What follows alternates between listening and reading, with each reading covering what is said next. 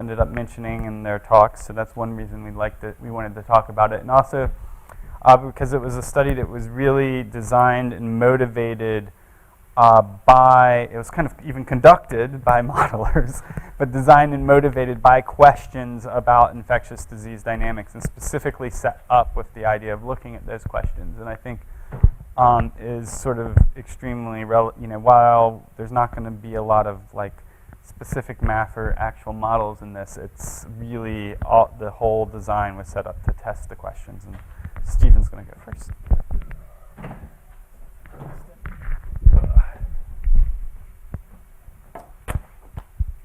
So yes, just to kind of stick with the theme that everything begins with Dennis. This actually, and also because we're at a kind of very nice and expensive meeting, this is a kind of direct derivative of the DIMAX or DIMAX meeting in Edinburgh in 2007 in March. I just got a simulation study of flu in Guangzhou rejected by a local grant awarding body. And I was in the pub with Derek Cummings and John Reed, blathering on about how really we shouldn't be bothering doing simulation studies anymore. Someone should just try and actually go and gather the data. And then a few months later, we actually did write it up. So that's where it comes from.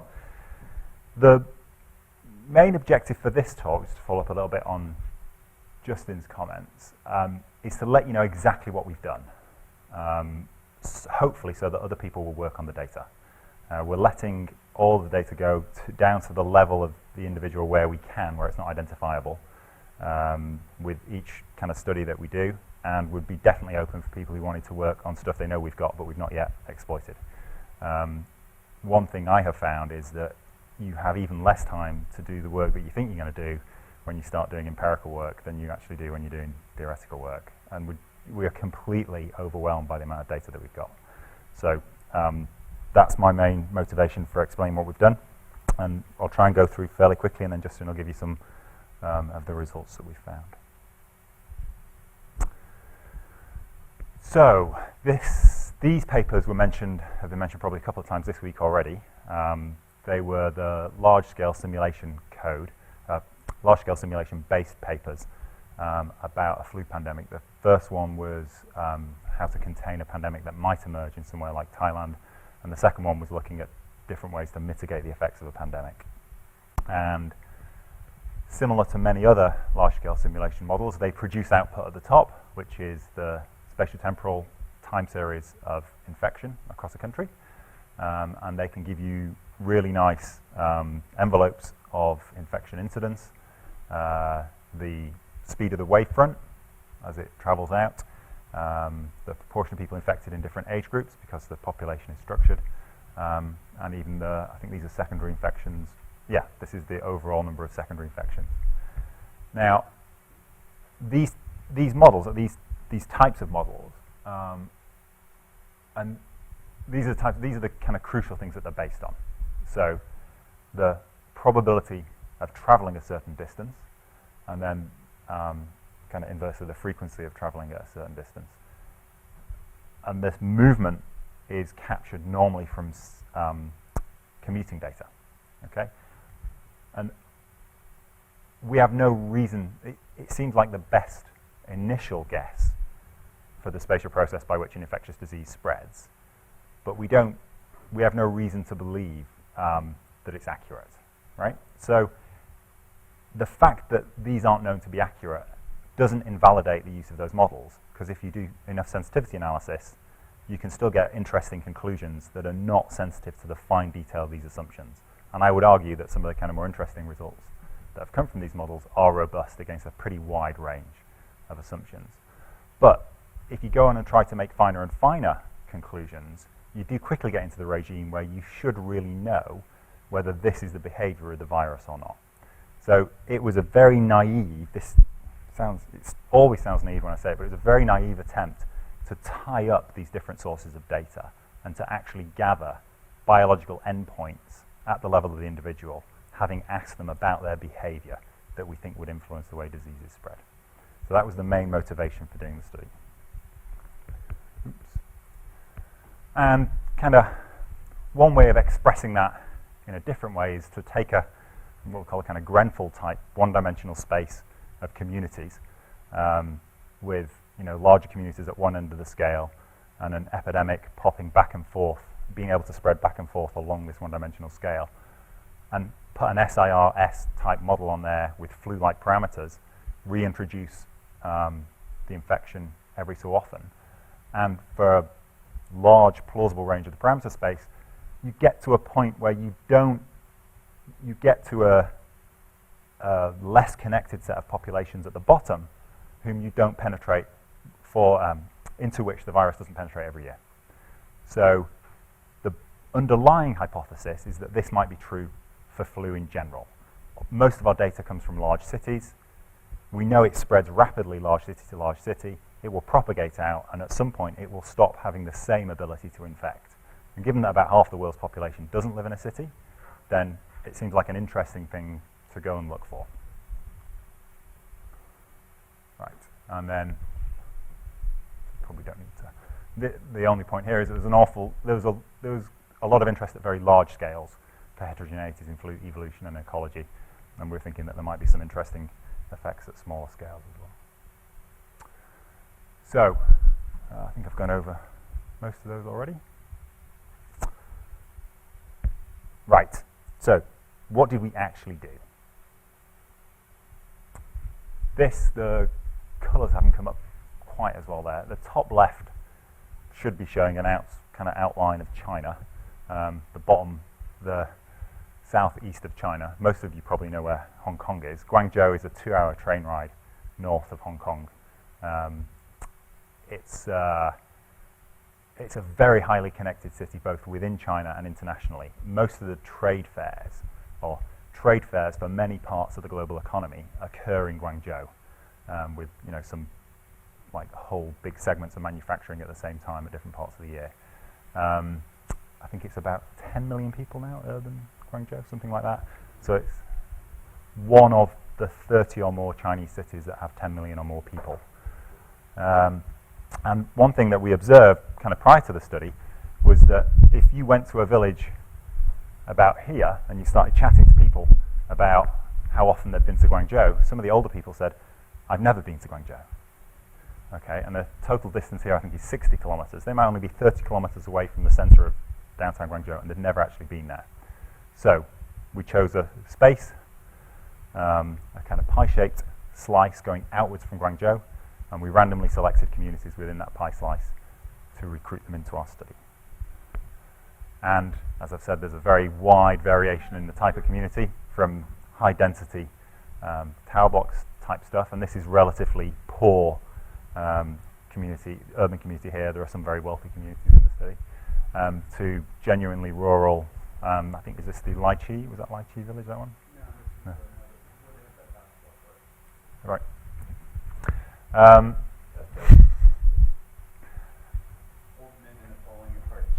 Village community. The basketball community. And then we obtained a list of the households in each community, randomly selected from the list, went up, knocked on the door, administered our questionnaire, and drew some blood from each of these communities. And we'll go through what's on the questionnaire and what we did with the blood in a minute. Thanks to John for his support of this in the early days. This is a Chinese translation of an adapted version. How many languages is it in now? Oh, I don't know. Quite a few. So this is based on the contact diary work that John's led over many years. I'll flash up the English one now. See if you can spot the deliberate mistake. This is version 1. So a slight aside is, I've always been respectful of people that gather primary data. I am now much more respectful, especially of the mistakes that sometimes get made when you're trying to gather primary data, having actually tried to do it. If anyone can spot the obvious context missing from this column. We didn't put school on the first one. So we administered a contact questionnaire. Because we wanted it to be spatial, it was based on location. So we refined this a little bit in later versions, but there is a parallel bit of software that goes with this, so that we identify the longitude and latitude of the locations at which contacts occur. Justin can probably tell you a lot more about that if you're interested in it. But the net result is that we get unique identifiers on the paper form that are matched up with a computer kind of data capture that we do at the level of the community. So these are all, each contact is kind of GIS resolved. And here you go. This is just to illustrate the range. These are the all the locations at which participants in the baseline study reported having had a contact. So you can see the vast majority of them are within the study area, and then there are a few long-range ones.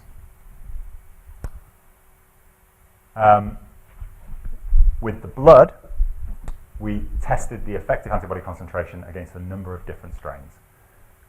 We've done quite a bit of analysis of the pilot and to some extent the baseline data, where we only have one sample per individual. We've now been back and done everything twice, so we have paired samples from a lot of individuals in the study. And this is just illustrating, we're pretty sure this is the endpoint of a neutralization assay, which is being looked at using hemagglutination assay. So the whole process is a neutralization assay, and this is the hemagglutination assay at the end. This is not an HI result, we're pretty sure. The pilot data we looked at with using neutralization, the main study we've done with HI. Okay, that's it. Was there good correlation? Have we got that result in here? We don't have it in there. There's pretty good correlation. The neutralization test is far more specific. Then, so at the lower levels, you're getting a lot more false positives than the HIs. Yep. And when you get to the result on the seniority, describe how it changes with the. Yeah. I can try that. And we're actually working up a comparison that we should be publishing soon of the two. Basically, neutralizations are better, but does it justify being 6 to 10 times more expensive? That's questionable. So we,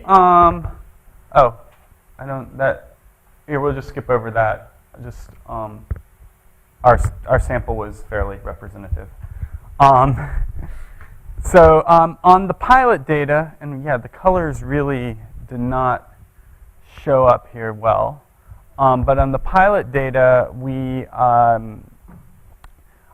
went and we tested against, we did these neutralization tests and we did these hemagglutination inhibition tests against strains that represented from the rise of H3N2 in the human population, against strains that represented every other sort of antigenic epoch on, for instance, the Derek Smith map that you see in that paper. So going from so we have Hong Kong 1968, A Victoria 75, and on like that, taking every other sort of antigenic cluster, and then several locally derived strains at the end that actually had been isolated in the general area of southern China that we looked at. And when we did this, we got results like this. So this is the complete pilot data results, and the color going from the lightest to the darkest as an indication of neutralization titer that person has. All the people are sorted from youngest to oldest, and then the strains are sorted from the most earliest emerging to the furthest. And some things that you'd expect pop right out. For instance, people don't tend to have positive titers to strains that did not circulate when they were alive. So if you look at this in the HI, so this gets into your question about the HI effects. If you look at this in the HIs, that region is really cloudy. So you see quite a few. You're not seeing anything really high, but you're seeing quite a few high things. And the other thing is you see that there appears to be ages for each of these strains that where people have higher titers than people of other ages, particularly younger individuals for the more recent strains, but even the younger individuals here for the 20 to 30-year-olds, for the strains that were circulating when they were young. And this really, so what really popped out of this, and I'll show you the data in a different way now, is that age, before we could look at anything else, we had to figure out how to deal with age in our results, because age was the biggest driver of what people's titers were. So before we were going to like start comparing locations and anything else, we had to figure out how to deal with age. And if you sort of throw everybody's titers by their age up on, on a XY plot and a scatter plot, and then you fit a line to it, you get lines that look like this, which look, for the different strains, which look like they don't have much to do with each other, until you align them by the time in people's life when the strain was circulating. And as soon as you align them by the time in people's life when the strain was circulating, you start seeing very similar patterns in terms of when the highest titers are and what the sort of decline in titer was over people's lives. And this gave us the idea that maybe we wanted to sort of break out what the factors were that led to these patterns, and that so we could deal with that for other models. So we had three sort of main hypotheses going in about what might explain the patterns we were seeing. One is that age effects were strain dependent. So that's the idea that every strain had some age pattern associated with it. It's sort of the most, or one of the most complicated models that you could think of. Every strain has its own pattern by age. There's really no shared patterns. Next is that there are age effects that are strain independent, and there are two ways where the strain independent age effects occur. One is based on your age at the time you were tested, so the time I actually came and took your blood to test for the titers, and two, the age at the age you were at the time that the strain actually circulated. And then the third model we looked at is the idea that maybe there was just variation of people, and there were high responders and there were low responders. And by various measures of AIC and stuff, we sort of decided on this model being the best one, the strain independent one. And if you break up the components of the model, this is what you get. And the most interesting thing we've really, I think in our opinion, the most interesting thing at the start, from the outset, was this pattern based on time of strain isolation, or time of strain age at time of strain circulation, which has by far the largest effect on the titers you're seeing for people. And you have this effect that people have the highest titers to strains that circulated when they were about 7 years old. It's sort of the peak and sort of the population mean. And then you have a sort of slow decline thereafter, sort of a slow, smooth decline thereafter. Yes? Do they vaccinate the elderly? They don't. Nobody's vaccinated. I think less than 7% of our population had any vaccine, and even less than that if you were looking in the past year. So. What's accounts for the increase in the? Right. So that's a good question, and we are. So there is this increase in the elderly. So we have a few hypotheses that Nim, Stephen, and I have been talking quite a lot about this week, and Julie as well, about what might account for that, including having to do with intrinsic T cell dynamics of the T cell response, which might mask some of the antibody response, and the development of highly cross-reactive antibodies on repeated influenza exposures. And then the third is just it could even be a survival effect, that people with robust immune response survive. But we're working. Life expectancy? The life. What are people's life expectancies? Well, you're not seeing the uptick until you're getting to like the 80-year-olds, into 70 and 80-year-olds. So people are living that long. I don't know what the overall life expectancy is. It's pretty high if you look at the standard. But yeah, so then there's this effect here. Right, so there's this effect with age at time of strain isolation, and then there's a completely independent effect, or there's an apparently independent effect that goes across all strains based on the age that you were at when you were actually tested for the strain. And that's part of the reason, since this appears to be independent of what strain you're looking at, that's part of why we think it may be one of these the result of one of these broadly reactive phenomena. And then there's some variation between strains themselves. Yes?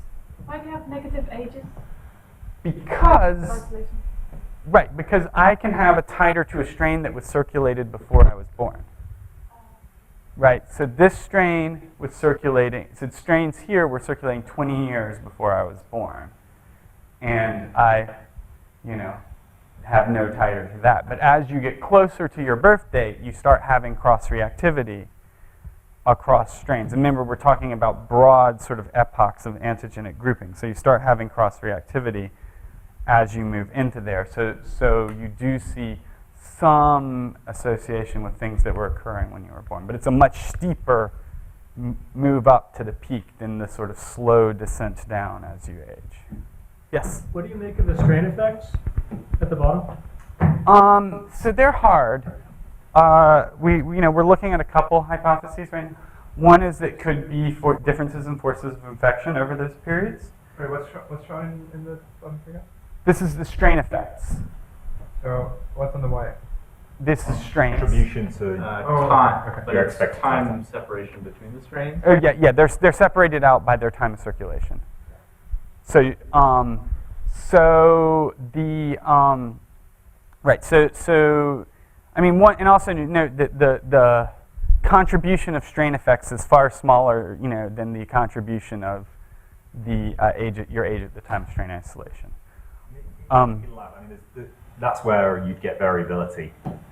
Right. Lab. Yeah. So it could be force of infection, but it could be laboratory variability. Right. These are individual strain, viral lineages that you can't necessarily compare perfectly across each other. Yes. And each one of those they came from the same bottle, right? It was a jar of that virus that we used for the assays. So if there was variability between those jars, that would show. And this is still on the neutralization. This is all neutralizations. Right. So most of what I'll talk about, so all of this age stuff I'll talk about is on neutralizations. Largely because we had, and the sort of 151 pilot people. What? Yeah. And we also did a lot more strains of H3N2 for that, so we have very good time resolution, which, One last question on the C plot. Yeah. So you said that there's the bottle variation. Do you have any idea about how that, if that exists, how it compares to the strain variation that was circulating at that time? No, so they're the alternative hypotheses. So if they're, without going into the details of calibrating the assays, there is, every time you make a batch, you go through a series of steps to try and calibrate the strength of virus that you use in the assay. And it's only going to be accurate to within half a unit on that scale at most, right? Yeah. At most.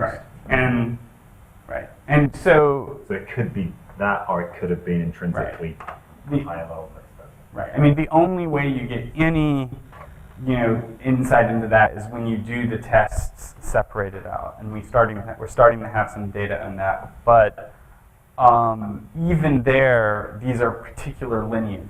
These are viral lineages that have been grown in a lab for generations and generations. So these are reference viruses, and they may each reference lineage may have its own characteristics. So you have to be careful about interpreting differences across, actual, differences across lineages. Well, I guess my question is a little bit more like we saw in somebody's talk about the variability in flu that circulates any given season. You'd expect to see that in the retroactive titers, or what do you want to call them? That was genetic variability. Right. Yeah, genetic variability in the flu virus that was circulating at a particular time. So I wouldn't expect similar levels of antigenic variability. The Right. time scale for that tends to be much greater. They're checking those. These lineages are under no selective pressure, which is the big one of the big drivers of that antigenic variability. Yeah, but what these people were exposed to would have been... No, these viruses were isolated. These viruses came. No. I mean originally, when they. Oh, right. No, but that's within a year, within a season, and that's where the antigenic groupings come in. That come from so right, there are groupings of viruses that were all isolated, usually at similar, pretty much at similar times, and they're fairly close together, and then you sort of see a move. That there's some debate about how smooth or not smooth that is, but so this, so we're not the first people to see a pattern like this.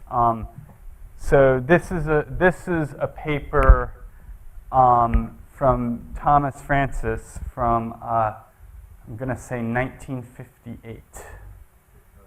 Yeah, where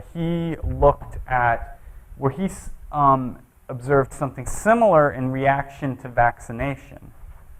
And what he found is that people tended to have a peak reaction to when they were vaccinated. They had a peak response to the titers or to the viruses that were circulating in their youth, that they could have possibly been the first things they were infected with, and that would actually be greater than the response often to the virus than what they were vaccinated against itself. And he coined the term for that original antigenic sin because he thought of it as sort of an immune priming hypothesis where the first infection had some sort of privileged place in your immune response that occurred due to priming.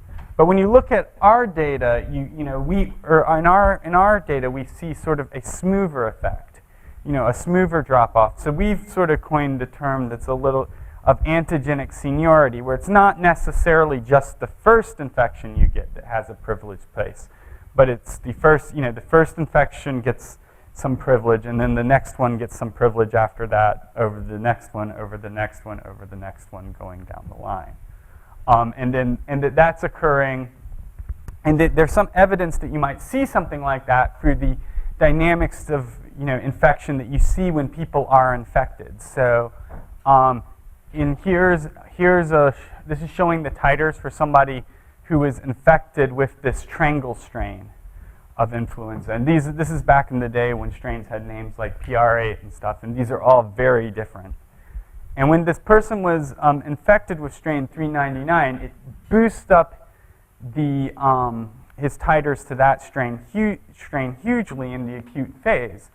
But it also boosts his titers to all the other strains he previously had been exposed to, not by quite as much, but by quite a bit themselves. And then over time, as you enter the convalescent phase and his titers sort of stabilize at the point they'll stay at until his next flu infection, you see that this titer is more greater than it used to be, has had a greater increase than all the other titers, but every titer, the titer to everything, is boosted from what it was before infection.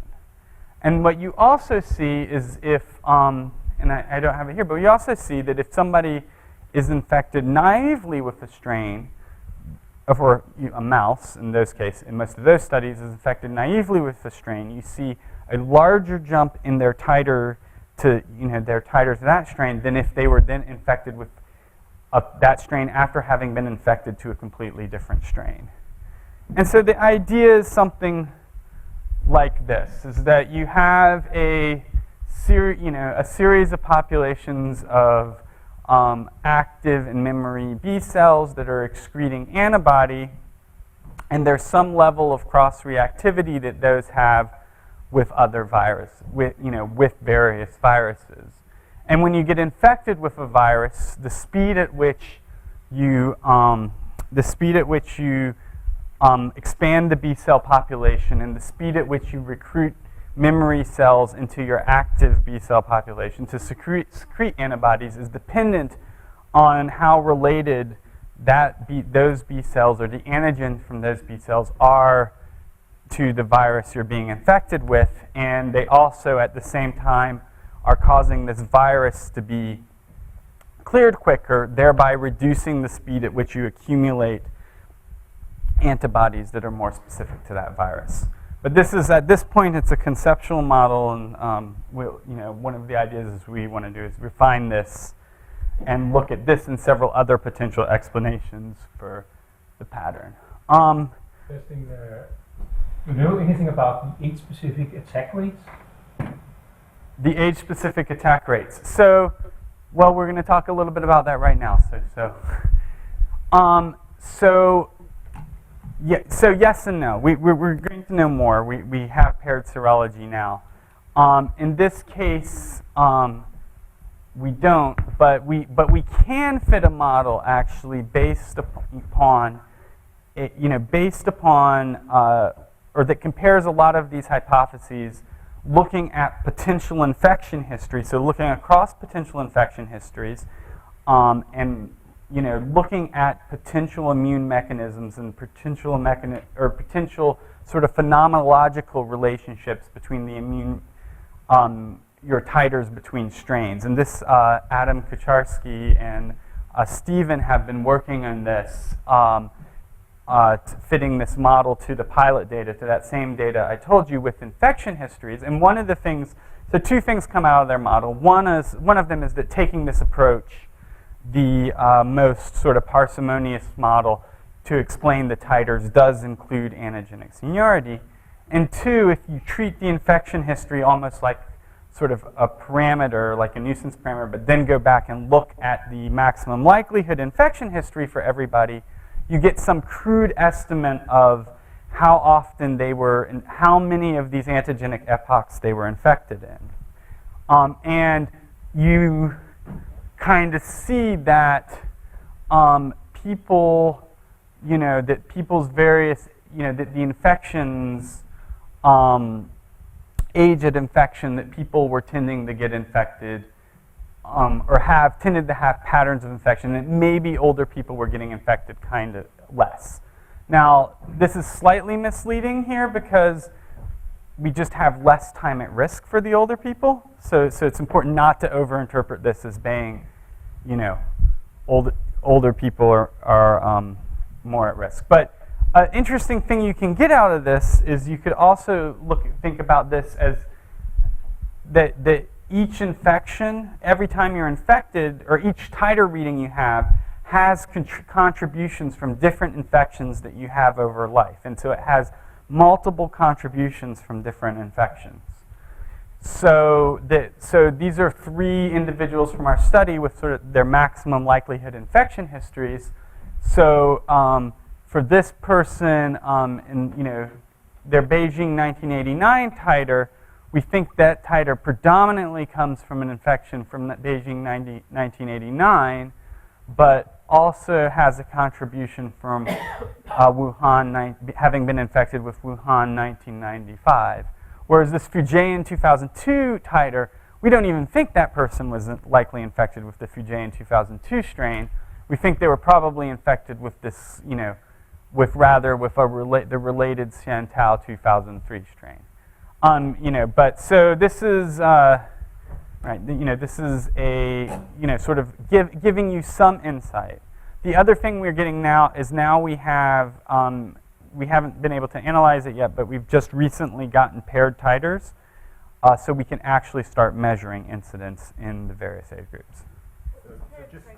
Just let me. Oh, paired titers. So let me answer that. So paired titers is really the sort of, for serology, it's sort of your gold standard for measuring infection. It's you get your titer before some time period to a specific strain, and you take the titer before the time period and after the time period to strains that circulated within that time period. And the rule, the general rule of thumb is if you see a 4-fold or higher rise in titer over that period, then the person was likely infected with that strain. So just one covering comment. What we're, a long-term goal for these data using titers against multiple historical strains is to infer infection histories. If there exists a really good model of how infections with different related strains produces these titers, then you can imagine having good statistical accuracy from a single sample to it's almost forensically recover it. And it's not done yet. We're not claiming this as right. final product. A long way off. This is, Adam's been working his his gut say on this, and we're very encouraged by these results that there is. I think it's doable. So that's very cool. This is still a neutralization titer? Yes. Work? So presumably HI titer would be a more complicated picture because there's more cross-reactivity, but it also kind of gives you more information. It's a noisier picture. But you Why might, would it by give you doing them more both at once, information? you might actually be able to extract more. Why would it give you more information? Well, just because there, and I know least about this in the room probably, but there are, to some degree characterized relationship through cross-reactivity among the different strains. Oh, That's filtered by the HI titer, and so it's giving you, in some sense, a different projection of your history. So we could use. You're saying we could use HI relatedness measured in other ways, like measured using ferret sera. Yeah. You're saying this, essentially the specificity may be in some sense a bad thing. I'm just saying joint estimation over the two classes of titer Okay. would give you additional information to do Oh, I this see thing what that you're Stephen's saying. proposing, which sounds kind of hard and potentially under-identified. Yeah. So the model has an error term in it, and so what we're hoping is we'll see what the error term works out to be when we do it with the HI. So you have these individuals, and they're de-identified to us, but could you go to these provincial clinics or something and potentially fish up some kind of medical records that indicated influenza-like illness in these years? No. I mean that's I would be willing to bet almost any amount of money you could name that data does not exist. Okay. The healthcare. I don't think the healthcare.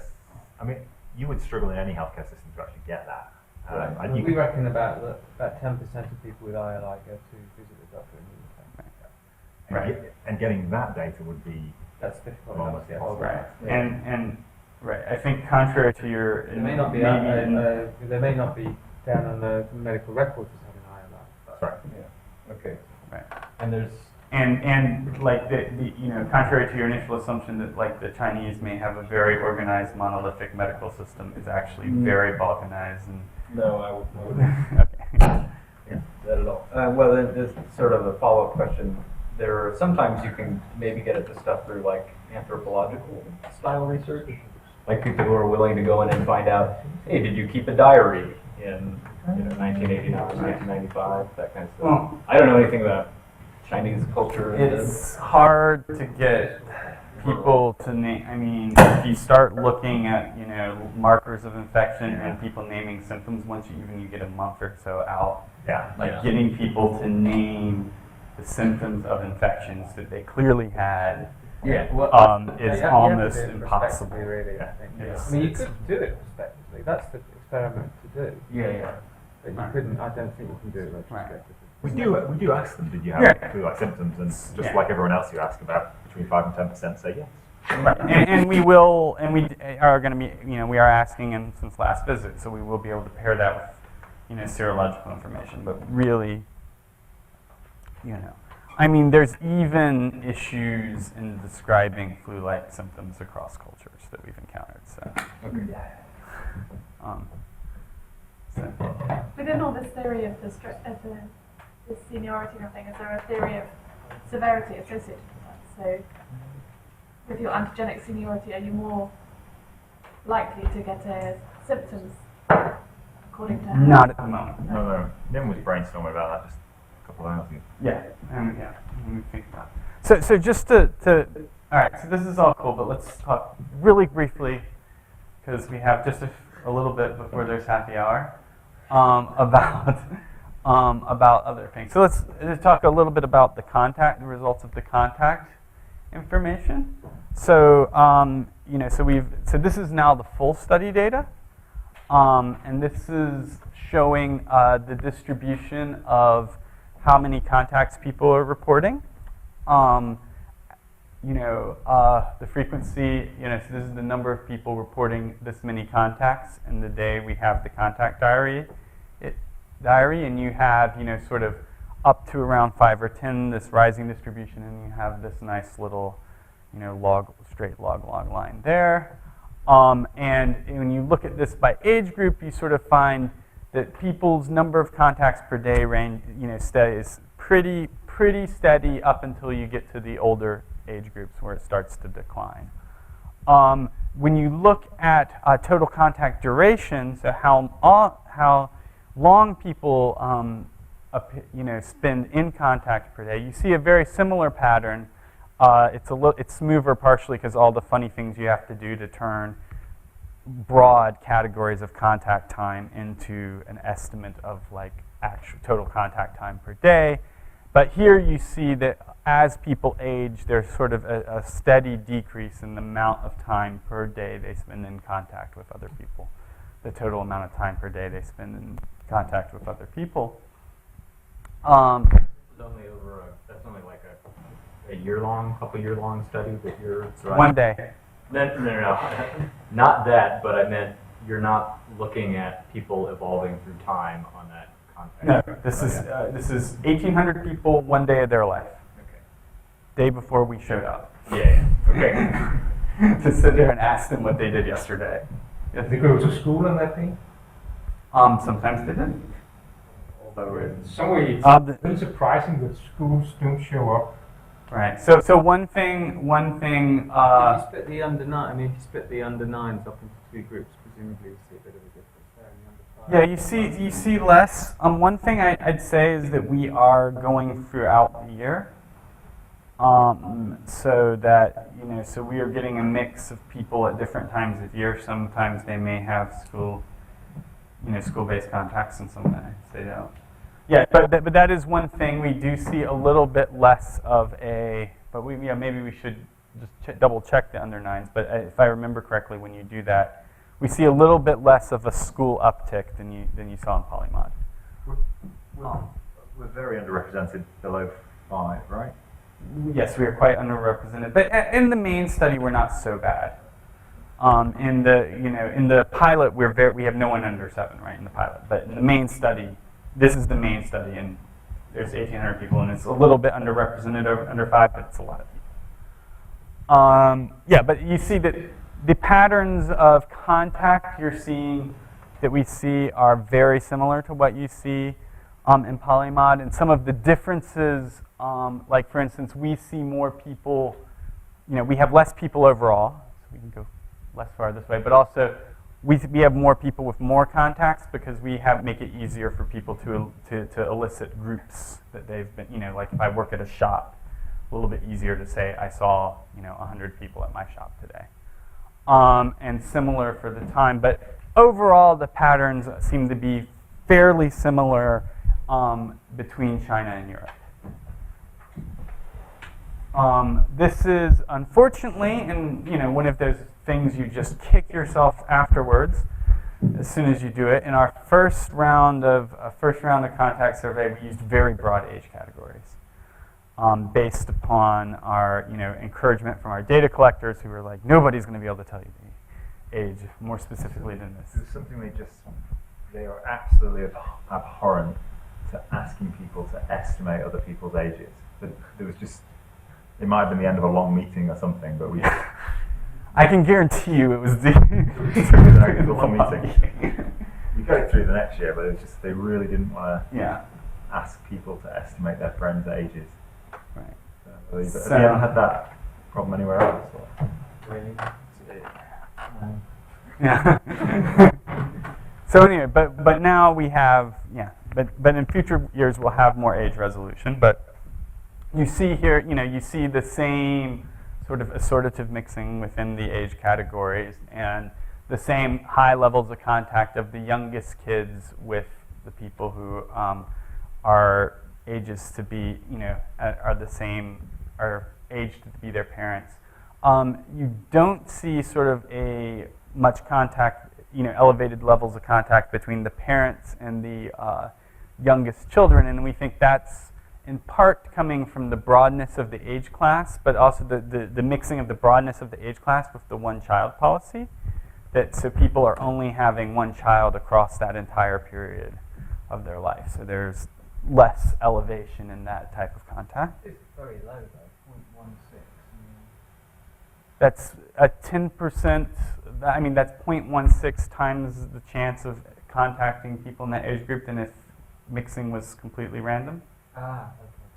So yes, these are ratios compared to completely to mixing that was just completely proportional to how people were divided up by age.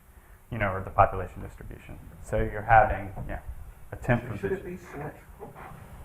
No, because the 5-year-olds, this is 5-year-olds naming older people, right? Yeah. This is older people naming 5-year-olds. There's If we had, what? It's very asymmetric. So as a 20 to 64-year-old, you're much less likely to meet a 1-year-old than you are as a 1-year-old to meet a 20 to 64-year-old. Right. No 1-year. You never find a 1-year-old who hasn't met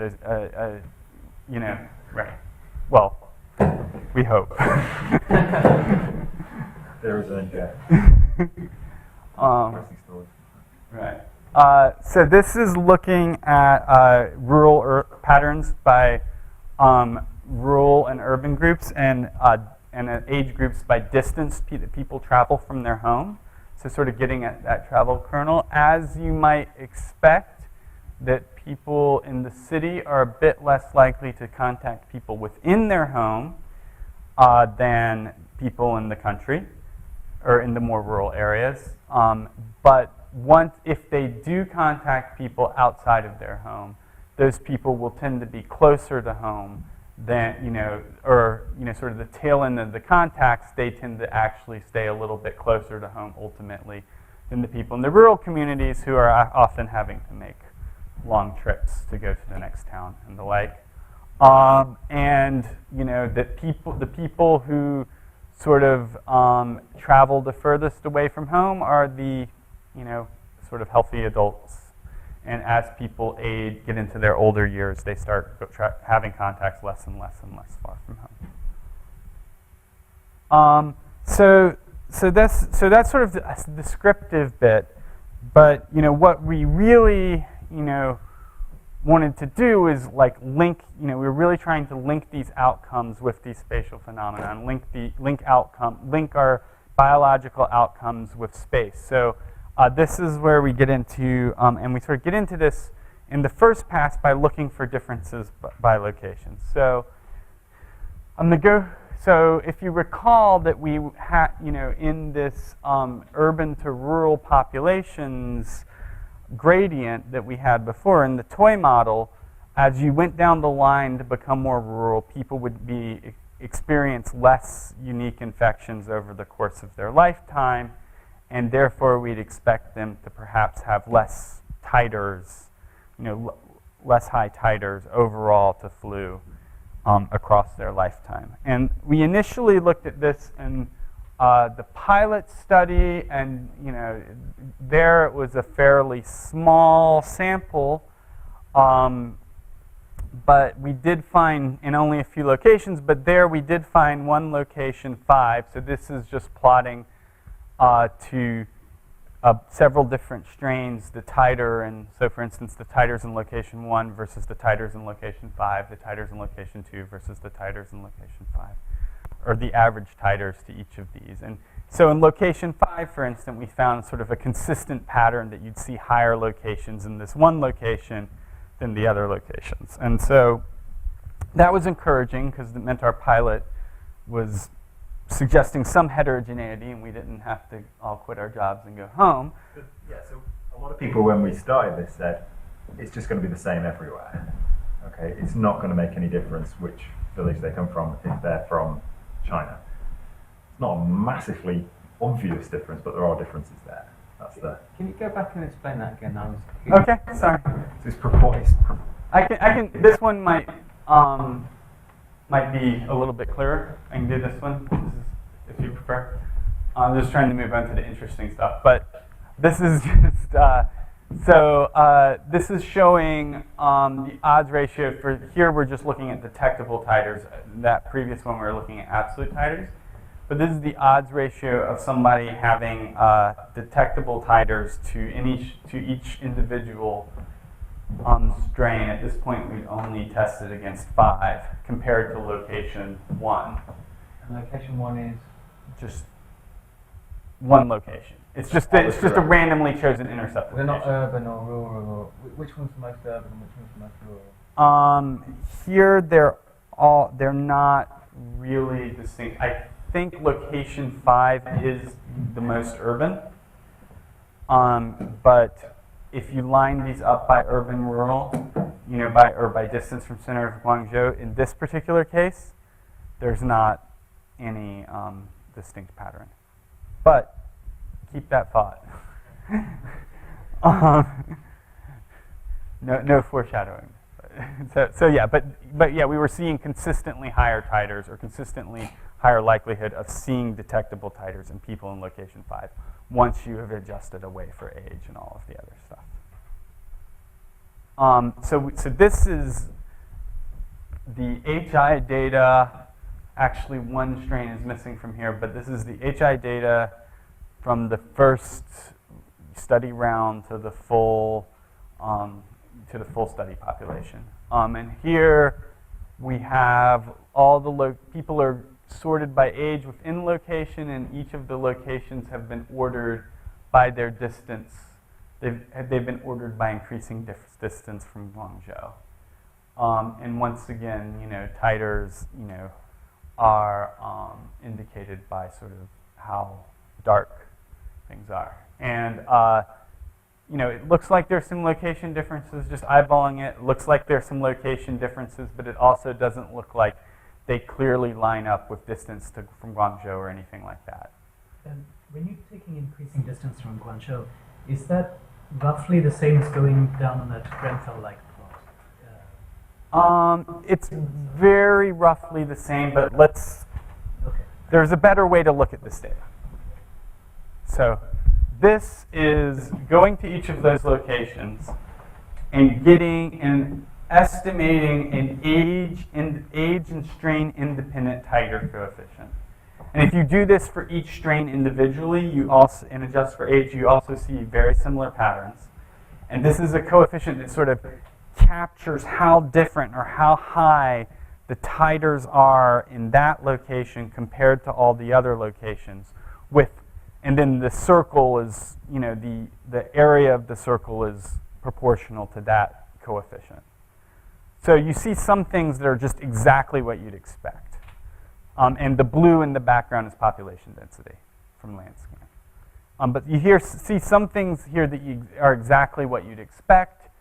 You see very high, high titer places that are nice right in at the center of the city, and these little communities out really on the fringe where population density is very low, have very low titers. But then, the sort of patterns you see in the middle ranges, sort of close to the city, are a bit more complex. It looks like there may be some patterning going in there, something sensible going in there, but it doesn't just follow this nice gradient as you walk out from the center of the city. I mean, there are places with low titer there and very close to the centre. Right, yeah.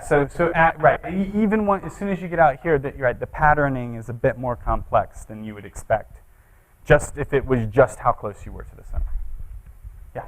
Are those distances travel time weighted, or are they? This is physical location. They're raw. Right, they're raw. They're raw. And is this area developed enough that that's a good surrogate for travel time? So at the moment, we've not proposed any of those covariates. That's the estimated effect of being in that location on your titer and where they are in our space. So you got one with the But I don't have travel time, but we have density. okay. Density does better than travel time. Okay. Travel time does not really so good. Okay. So we've estimated travel times, we've estimated straight distances, we've estimated density within certain travel time. So The reality is very much not a solution of the diffusion equation. Okay? It's not like a point. And villages get smaller and smaller and smaller the further away you go. It's clearly not that. Right. And there would have been better places to do this study, but we didn't realize that. Right. So here we have titers. So this is just sort of treating titers as a log linear value across here. And this is just showing the trend with for the H3N2 strains of titer with population density.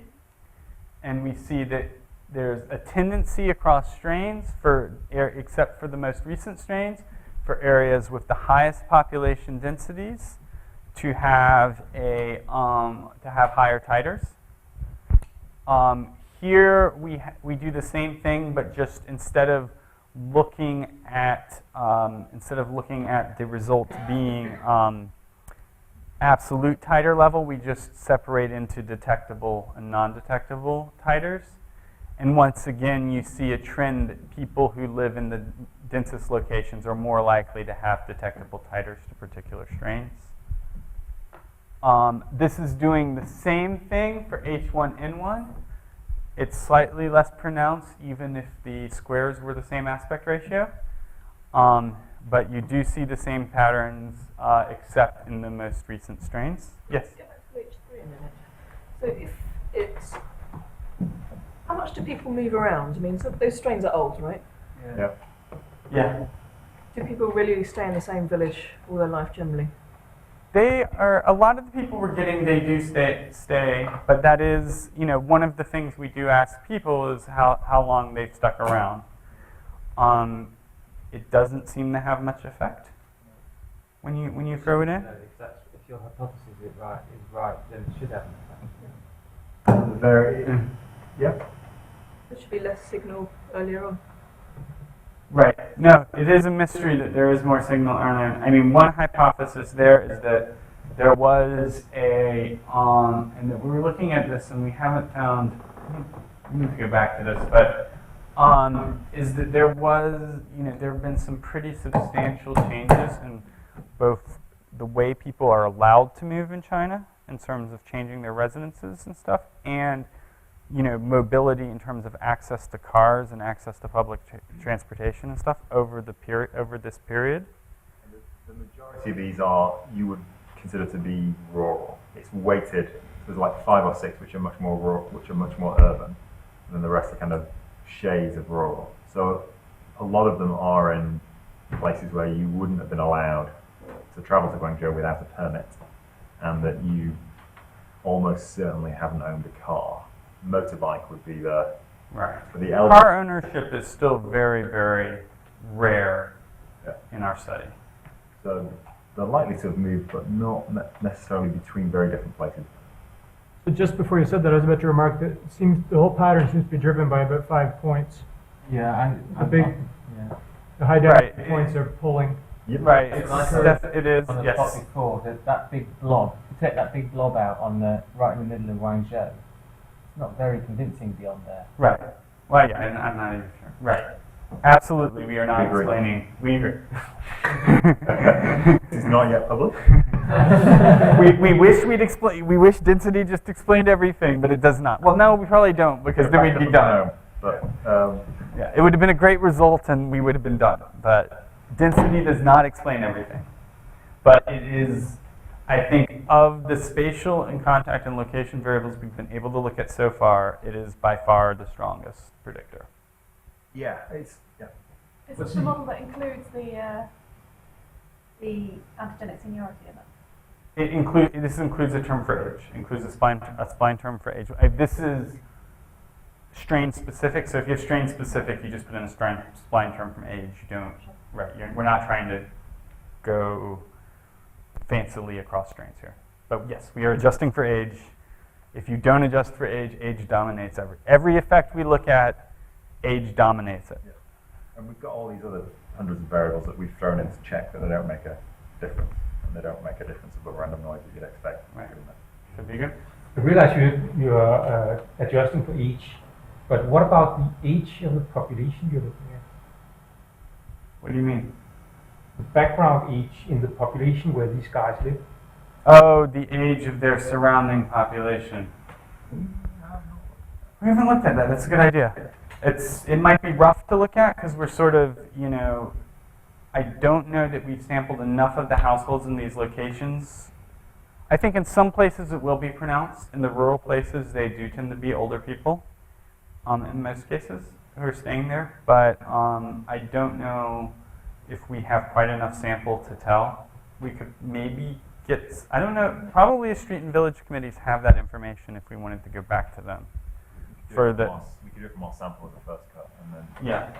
So statistically on that other 5 identity points, you could compare to a model which just had an indicator variable is Guangzhou.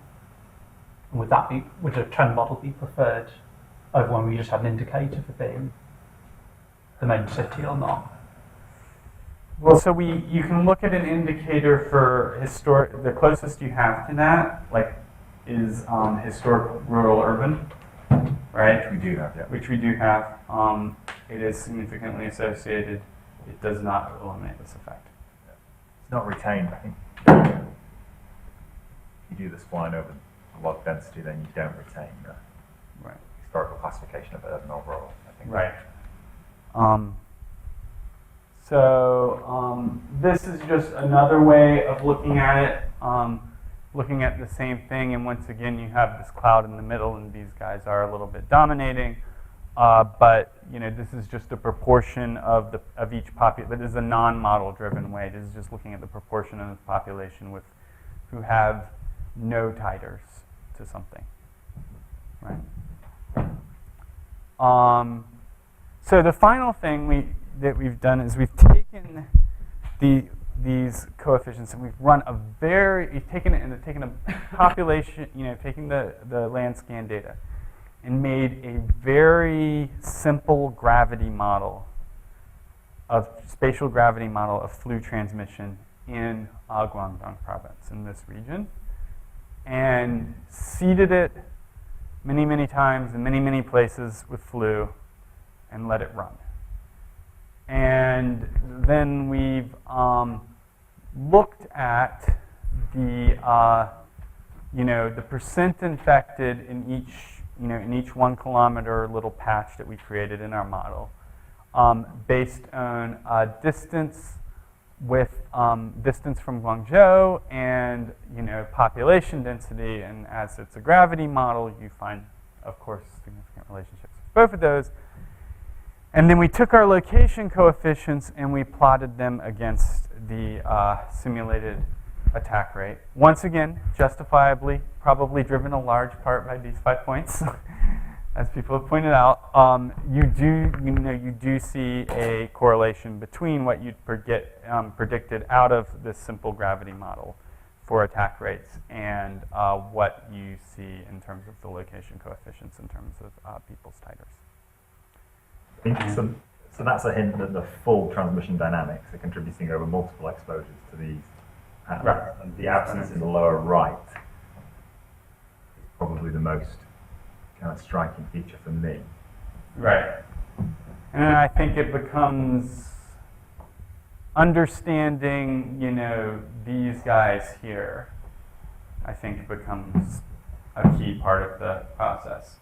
Because, if just to say, we're getting, we've gotten to part of the story, but there's a lot to look at, and this gets at your travel time here. So this is, over, once again, all of our coefficients. This is an earlier version of the coefficients, but these are the coefficients across all the locations, and they have their distance from Guangzhou, and they have their population density, but they're occurring over this framework of a transportation network and the like. And so there's a lot to look at. For instance, I know that there's at least one of these locations that isn't very big, but seems to have a preponderance of people who make really long trips a lot.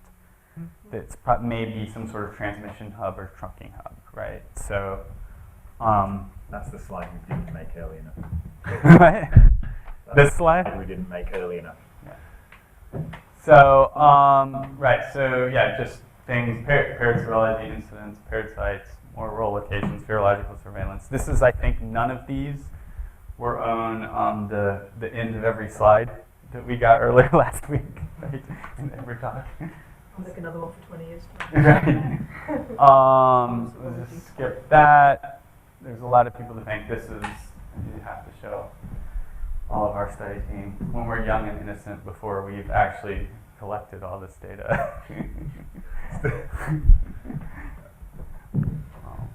think Steve and I, we look like we've probably aged twice as much as we actually. We're stood about 20 meters from where Guanyi does his H5 isolation there. So we might look a bit nervous. So, all right. Anything else?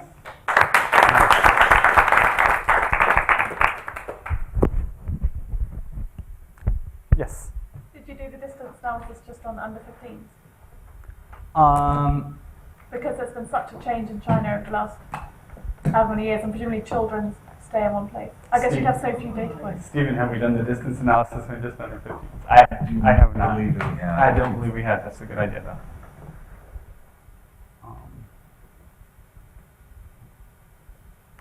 Yeah.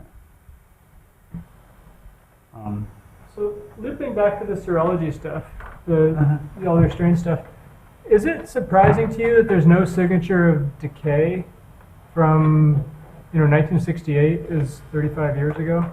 No. If you look at the dynamic, 35 years ago? Or? if you look at the dynamics, I mean, it looks like there's a lot of decay early on, but the decay gets really slow. Do you think is that like just a repeated boosting, or it's just the nature of memory response? Yeah, I think it's just the nature of the memory response. I mean, combined with repeated boosting, right? There is repeated boosting. Like H2 titers in people of the right age, like whatever it is, Yeah. 50s, they show a really nice distribution across all Right. titers Okay. you might expect. Right. But yeah, and we also, but those even are getting boosted. We think probably some because we are finding quite a bit of when we've gone and looked more recently, we've done some poking around at the cross reactivity between like H2N2 with like H3N2 and H9N2, and found actually quite a lot of cross reactivity between them, and even. I think because it's called a hemagglutination inhibition test, people think the hemagglutination inhibition test is specific to the hemagglutinin molecule. It is not, and it is equally. It appears to be equally cross-reactive to the neuraminidase. Looked at H5? No, Not that we've been told about. not that we've been told about. And I think that's another order of magnitude of complexity. Yeah. High path. So H7, we're going looking for extra funding now, and one of the things that we're suggesting is that come next summer, we'll be able to run a set of assays looking for H7 in this population, which might. On this historical sample, the older sample. Well, we'd have, if there's some transmission in the region this year, we'll have pre and post for population and individual, so Right. we would So expect. you're continuing to collect data out of these people then? Yes. Yeah, so we've got 2 samples in the bank, and we have enough. We We have happy enough to get, go the yeah, whole we way. I get just in- talked to Derek. We have as long enough as to we go the get whole the way. administration in the next 14 hours. We've got enough money to collect the sample, and that's where we're up to. Right. Not tested at this point. Not tested. But what we're hoping is, well, we're not obviously not hoping, but if there were any H7 transmission, if there were H7 cases, there was only one case in Guangzhou, right? And, One or two? Yeah, there weren't a lot of people. There were a lot of birds killed. There was a Oh. lot of birds that test positive and a lot of birds killed, but not a lot of people. We've looked at H9N2 and whether there's a cross-reactivity story with the human strains, but probably H7N9 would be a pretty clean signal, I think. Are you, for the testing you're running this year, are you getting the same 1,800 people for a new collection? 75% are. Aside from Yeah, we have mortality. 1,800 people. We have a bit more. I think we have about 2,000 the second round. But titers, titers is a bit less, but yeah, we have around 2,000 people the second round. A lot of those are new people. 75% retention between rounds in giving blood, Which isn't bad. which is not bad. If you look at other cohort studies, like if you look at say like some of these really long cohort studies like MAX and stuff, they get the first few rounds you get like this you get like 75 or less, 60 to 75% retention, and then after kind of you've stuck around for a while, it goes up to like 90. So if we can Really stick weird. around that then you've got the long. really weird people left. Right, if you've eliminated your representativeness of your sample, right? Oh, yes. Do you know how your distribution of antibodies against certain strains compares to other places in the world? So that H pattern, one thing we do know is, what? Late. Oh, yes. And then trigger the extra slide. So very excitingly, if I can use a Mac, which I cannot. Over there. A bit more. Okay.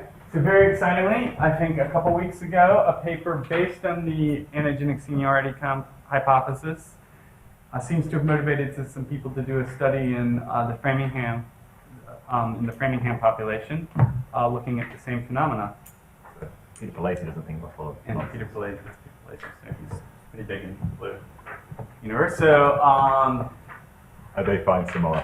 yeah, they find similar stuff, and they find some mechanistic underpinnings.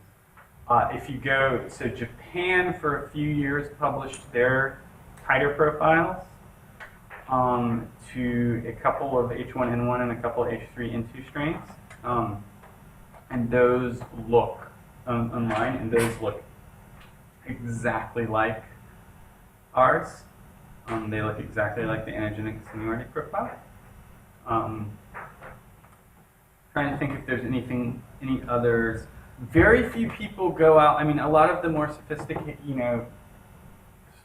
patterns we're seeing, or subtle patterns we're seeing, like other people don't see, because very few people go out and take some sera and test it against that full historic panel. Like really trying to capture the full, we're really trying to capture that full life course of exposure that you see, and how that full lifetime of exposure is playing out. And I think because people don't do that, there may have been, like if you go and because a lot of times people will go and look at one and they'll see it above 40 and they'll say, oh, that's exposure to that strain. And I think having done what we did, I don't think we'd ever feel comfortable doing that. No, we didn't talk about it so much at the beginning, but Derek Smith's, who's in Cambridge, has done a lot of work on ferret sera, right? So that's an assay of the virus. It comes out as an HI result, but it's injecting one virus into a naive ferret. And then they've built all these maps based on the relationship between the viruses as measured by the sera. So part of the motivation for this is that really we should be trying to establish the relationships between the viruses based on human sera, because that's actually what the pathogen is seeing, right? It's only a very small proportion of infections of flu look like ferrets. Those very young children with one infection. The vast majority of influenza infections probably are in people who've seen previous strains. But those patterns in humans are also coming from a very complex interaction of your exposure history and your immune response, and probably things like immunosenescence. Ferrets live long enough, though, to do multiple tests against them. And they have, and they get.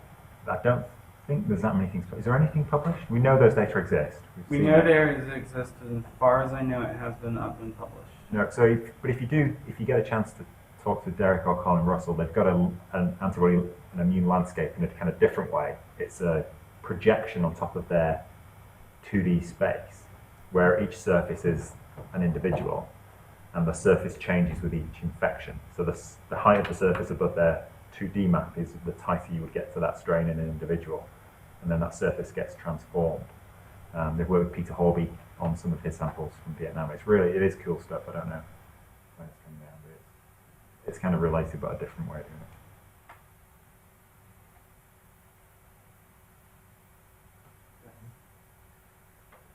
I'm really puzzled by that contact data. I'm thinking of these old stories where if you knock out all the school children, influenza transmission stops. Right. You have the study from Japan, the couple of small studies from Texas, I believe. Would that happen in your population? But so these are contacts. It's not kind of estimated infections in any way. So we've not shown any pandemic data, but there's a high attack rate in children for the pandemic strain in this population. But this is not specifically pandemic. This is also. This is not pandemic. None of these are pandemic. No, but I'm talking seasonal. Yeah. So, just to be fair though, we do see the highest levels, we do see the highest levels of assortivity among the school children. Like they are mixing tightly with each other more than, within their group. And actually the old people are too, more than more than the other groups are. So they do have, more than the older people are. So they do have, there is some of that. But, and they do spend more time in contact. There's also a question, it's not, the exposure is not just whether or not I shook your hand. Presumably if I shake your hand and talk to you for 10 minutes, especially if I'm, I don't know, a little kid and maybe actually, putting saliva on you. Like, is that the polymod stuff on there? Is that the polymod? Polymod stuff, yeah. Is that the cause it's not very different. Polymod does have a slight excess in. Yeah, it's not very different. Yeah, but not dramatically. Right. So red is polymod, on the right hand. Blue is polymod, and red is Fluscape. Okay. Yeah. Okay. So polymod is more slightly more pronounced. Yeah, it's slightly more pronounced, but it's not. Yeah, but it's not hugely different. And I mean, China is not Europe or Japan. And the link from contacts to infections is more complex. Anyway, when it's been fitted, you've had to introduce factors for different age groups, right? It's very likely that a contact reported by a child is more likely to produce an infection than a contact reported by an adult. That seems to be from the case from people that have introduced those types of models.